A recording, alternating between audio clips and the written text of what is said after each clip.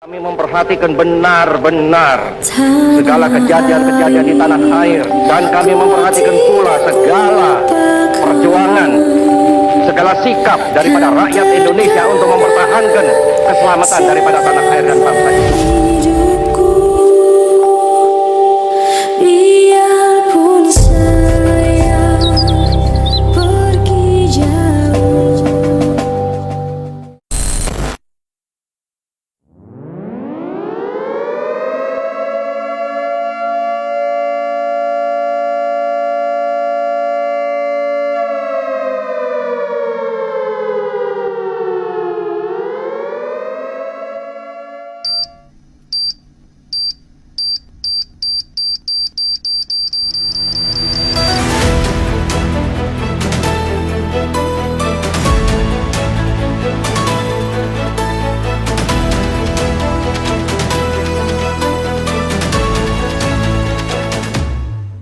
Assalamualaikum warahmatullahi wabarakatuh. Hai Sobat Indonesia, Kembali lagi bersama kami para presenter yang terpercaya. Saya Nisa Syafa Ibradi.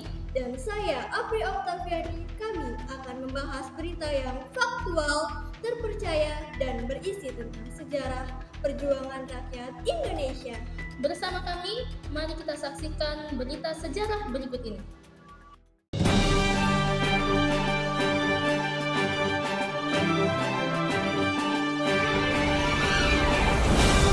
Kita kembali ke berita pertama. Pemirsa, telah terjadi pertempuran Makassar. Untuk mengetahui informasi selengkapnya, kami telah terhubung dengan jurnalistik kami, Saudari Anggun. Kepada Saudari Anggun, bisa tolong dijelaskan kondisi di sana? Assalamualaikum warahmatullahi wabarakatuh. Hai sahabat Indonesia, perkenalkan nama saya Anggun Sylvia Loga selaku jurnalis pada berita kali ini.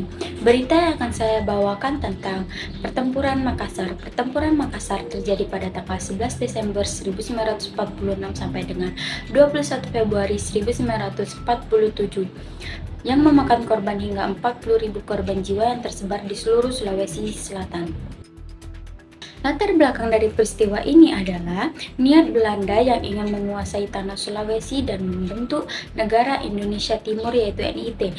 NIT bertentangan langsung dengan proklamasi yang sudah dibacakan pada tanggal 17 Agustus 1945. Maka dari itu rakyat Sulawesi menentang dan menolak rencana Belanda ini.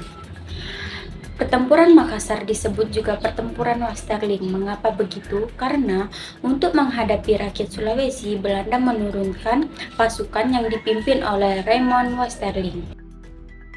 Raymond Westerling melakukan metode kekerasan dan teror yang keji.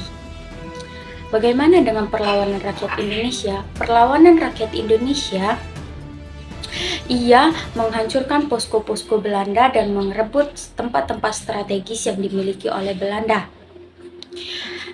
Dan akhirnya Westerling dibawa ke Jakarta, namun Westerling tidak diadili sama sekali dan tidak ditahan sama sekali. Sekian berita dari saya. Wassalamualaikum warahmatullahi wabarakatuh. Baiklah, kami akan membahas berita kedua. Pemirsa, telah terjadi pertempuran Palembang yang merupakan invasi Jepang ke Sumatera dalam Perang Dunia Kedua. Untuk berita selanjutnya akan dijelaskan oleh jurnalistik kami, yaitu Saudari Yola. Kepada Saudari Yola, bagaimana keadaan di sana? Bisakah Anda jelaskan? Assalamualaikum warahmatullahi wabarakatuh. Halo Sobat Indonesia, perkenalkan nama saya Intan Yolanda sebagai jurnalis pada berita hari ini. Berita yang saya sampaikan pada hari ini mengenai pertempuran Palembang. Pertempuran 5 hari 5 malam di Palembang, Sumatera Selatan terjadi pada tanggal 1 Januari hingga 5 Januari 1947. Baku tembakan terjadi pada tanggal 1 Januari 1947 di Palembang Ilir. Belanda menyerang markas Barisan Pemberontakan Republik Indonesia atau disingkat BPRI di Jalan Tengkuru. Beberapa tokoh penting yang terlibat yaitu Kolonel Maludin Simbolon, Letkol Bambang Utoyo, Mayor Rasyad Nawawi, dan Kapten Alamsyah. Pada hari pertama, setelah menyerang BPRI, para pejuang Palembang menyerbu dan mengepung pasukan Belanda yang bertahan di sektor mereka kuasai sebelumnya. Serangan ini melibatkan beberapa tempat strategis dikuasai Belanda seperti kantor wali kota, kantor residen, dan kantor pos. Pada hari kedua dan ketiga, Belanda kembali menyerang pusat pertahanan tentara di daerah Masjid Agung. Akan tetapi, serangan mereka berhasil digagalkan oleh pasukan Batayon Geni bersama sejumlah masyarakat. Hari keempat, bala bantuan untuk pejuang Palembang datang dari Lampung. Menjelang hari kelima, setelah kekurangan pasokan logistik dan amunisi, kedua pihak sepakat bertemu. Itu saja yang dapat saya sampaikan. Wabillahi taufiq walhidayah.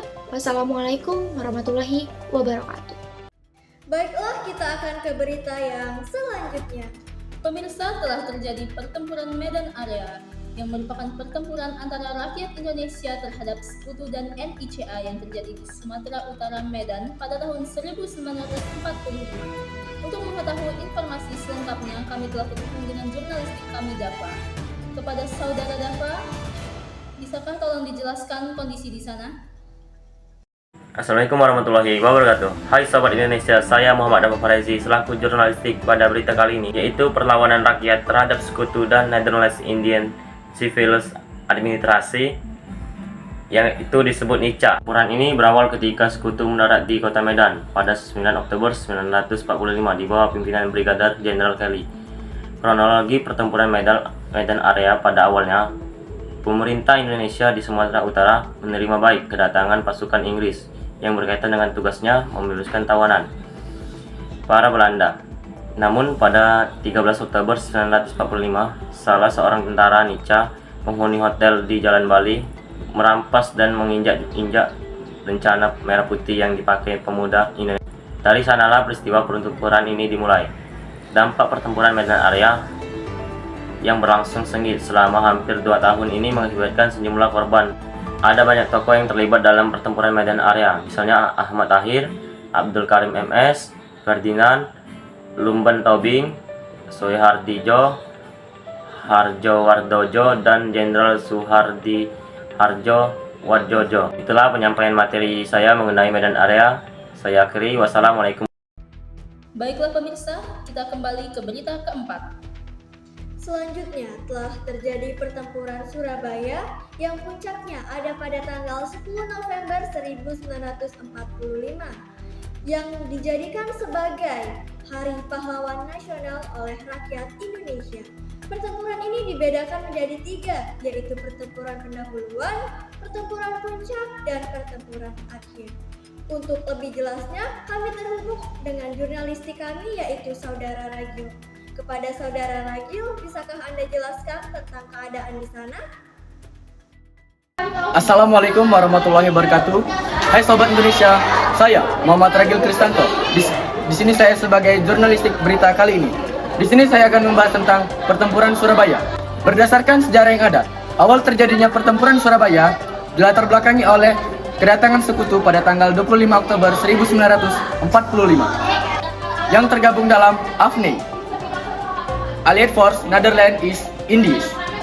Tujuan awal dari kedatangan Sekutu adalah mengamankan tawanan perang serta menciptakan ketertiban setelah mengumandangkan kemerdekaan. Dampaknya pertempuran Surabaya ini banyaknya korban jiwa yang berjatuhan dan merusak fasilitas yang ada di Surabaya, serta banyaknya masyarakat yang mengungsi keluar kota Surabaya. Baiklah Sobat Indonesia, jangan kemana-mana, kami akan kembali setelah jeda iklan yang berikut ini.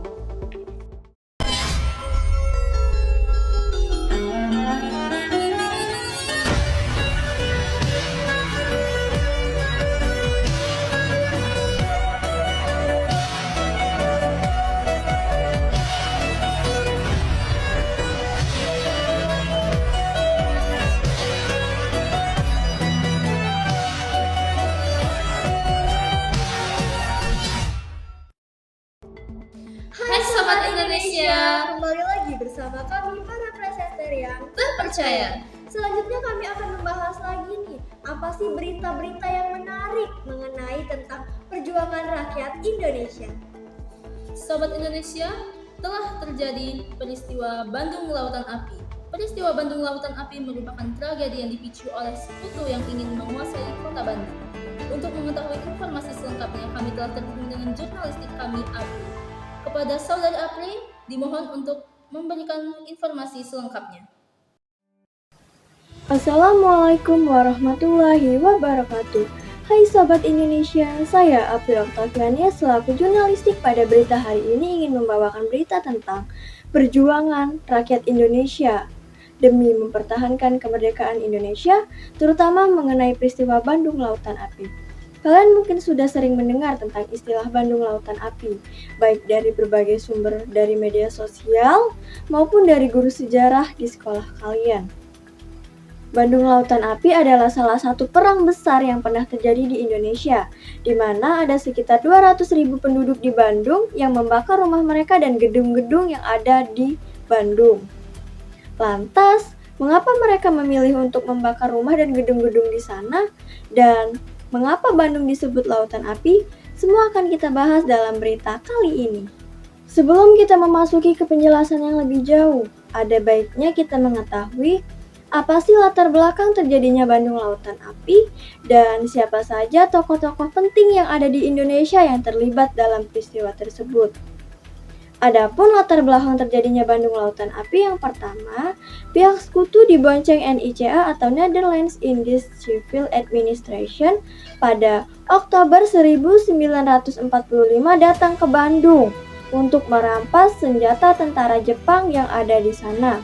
Kedua, pihak sekutu mengeluarkan ultimatum kepada rakyat Bandung agar mereka meletakkan senjata mereka dan mengosongkan wilayah Bandung. Yang ketiga, pihak sekutu ingin menguasai Bandung karena mereka ingin menjadikan Bandung sebagai markas strategis militer mereka. Adapun tokoh-tokoh yang terlibat yang pertama Aha Nasution, Muhammad Toha, Sultan Syahrir, Ismail Marzuki, Atje Bastaman, dan Mayor Rukana. Selanjutnya kita akan masuk ke sejarah Bandung Lautan Api. Pada 17 Oktober 1945, pasukan sekutu yang dipimpin oleh Panglima Brigjen MacDonald datang ke Bandung dengan dibonceng oleh NICA karena mereka ingin mengambil alih lagi kekuasaan yang ada di Bandung. Karena telah banyak terjadi pertempuran di Bandung, maka untuk meredakan ketegangan tersebut, dibuatlah suatu perundingan yang dimana ada pihak dari Indonesia, dari AFNI atau Sekutu, dan dari NICA atau Netherlands Indies Civil Administration. Hasil dari perundingan itu yaitu membagi Bandung menjadi dua bagian, yaitu bagian utara dan bagian selatan, yang dimana bagian utara dan bagian selatan ini dipisahkan oleh rel kereta api, yang bagian utara akan diduduki oleh pihak sekutu dan bagian selatan akan diduduki oleh pihak Indonesia.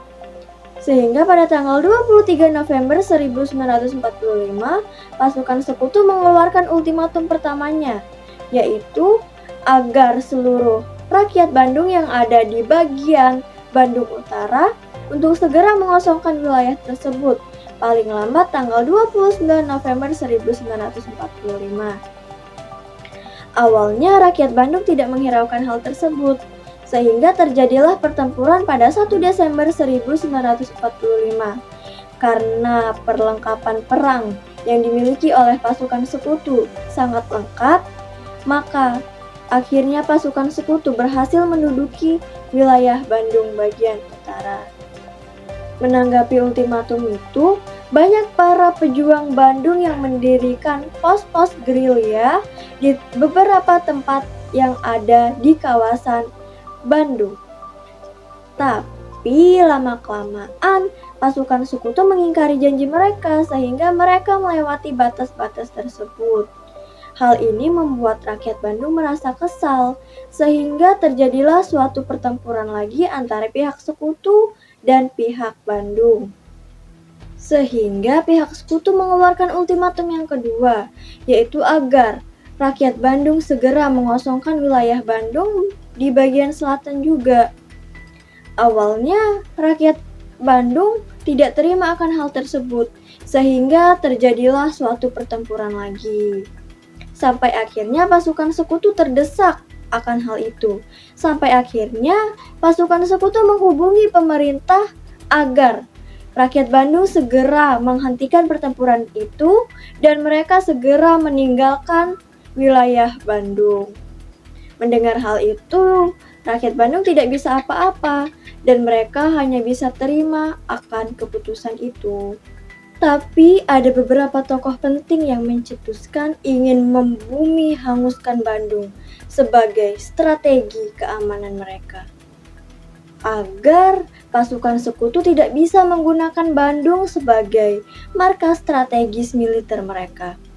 Sehingga pada tanggal 23 Maret 1946, semua warga yang ada di Bandung, tepatnya di Bandung Selatan, segera dievakuasi menuju pegunungan Bandung Selatan.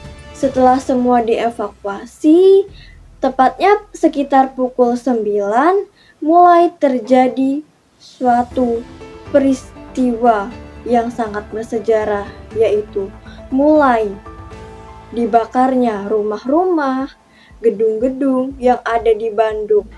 Akan peristiwa tersebut, lama-kelamaan api mulai membesar sehingga terlihat seperti lautan api. Karena itulah kenapa Bandung disebut lautan api. Lalu, mengapa pihak Indonesia memilih untuk membakar rumah-rumah dan gedung-gedung yang ada di Bandung? Karena mereka lebih baik membakarnya agar pasukan sekutu tidak bisa menggunakan Bandung sebagai markas strategis militer mereka.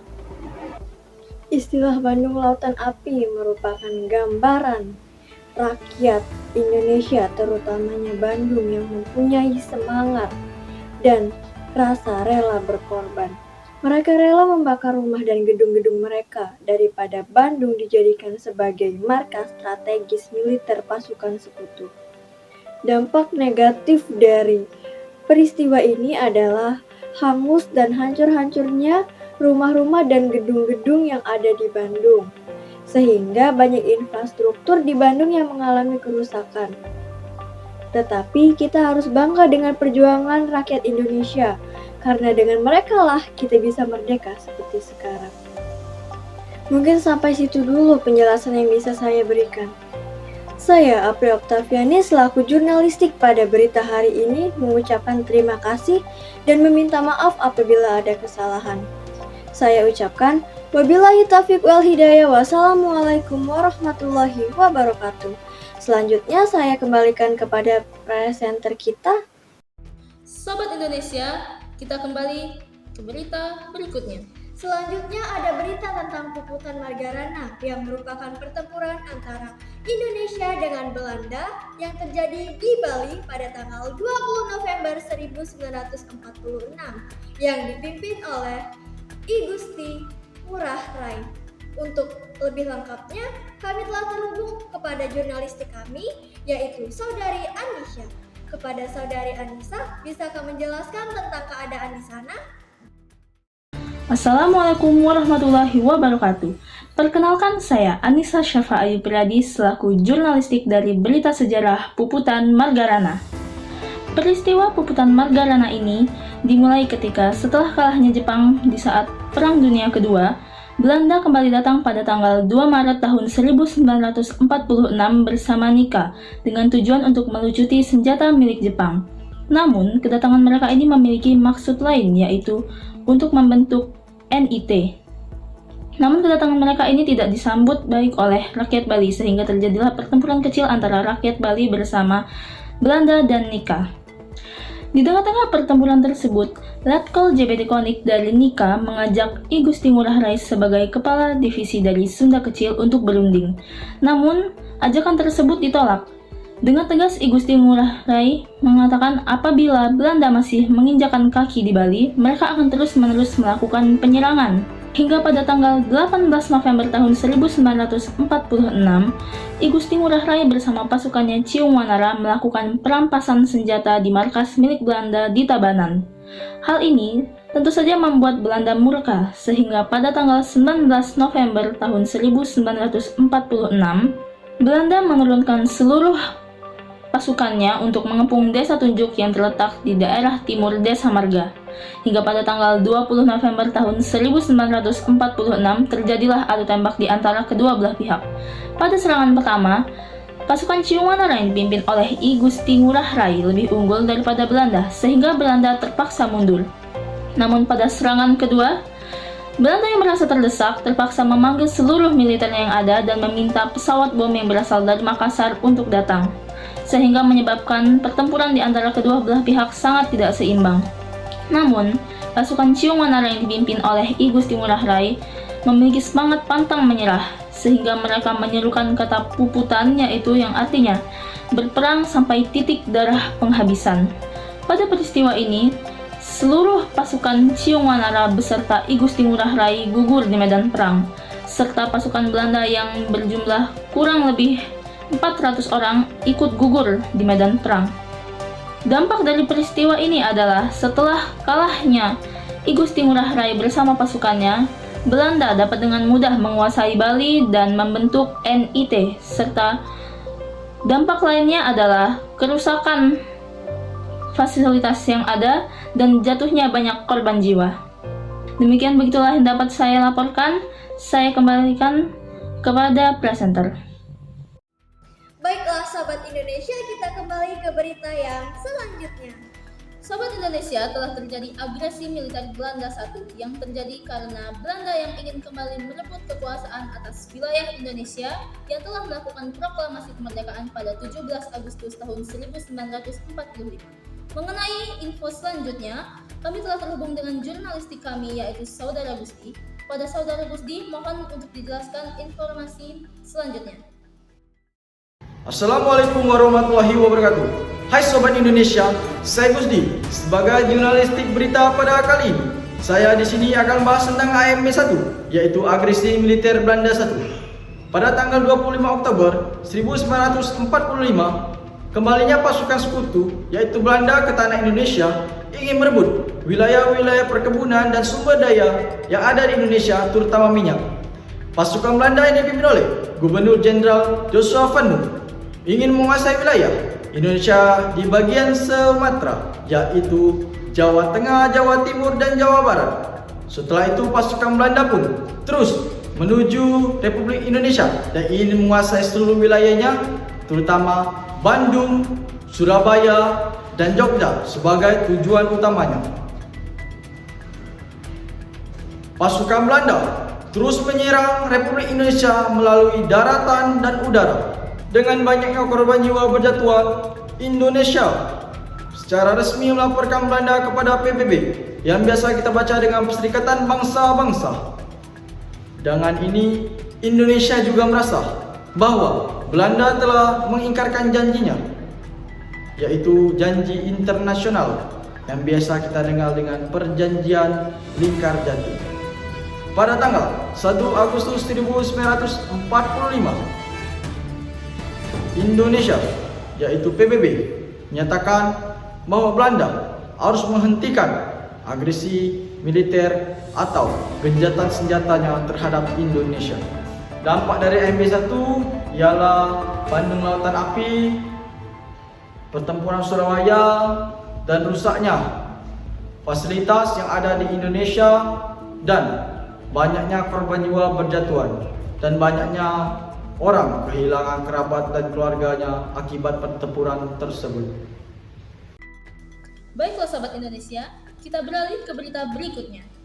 Berikutnya ada berita tentang serangan 1 Maret pada tahun 1949, yang dimana pertempuran ini adalah pertempuran lanjutan dari agresi militer Belanda II, yang dimana Yogyakarta sebagai target utamanya.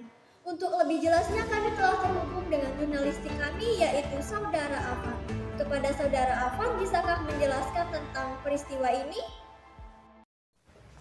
Assalamualaikum warahmatullahi wabarakatuh. Hai Sobat Indonesia, saya Afan Alfian selaku jurnalistik. Pada berita kali ini, saya akan membahas tentang serangan 1 Maret 1949.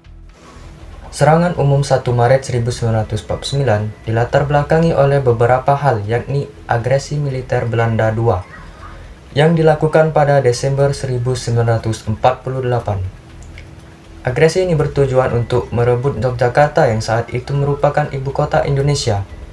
Penyebab utama terjadinya serangan ini juga dilatar belakangi oleh propaganda Belanda yang mengklaim bahwa Indonesia sudah hancur.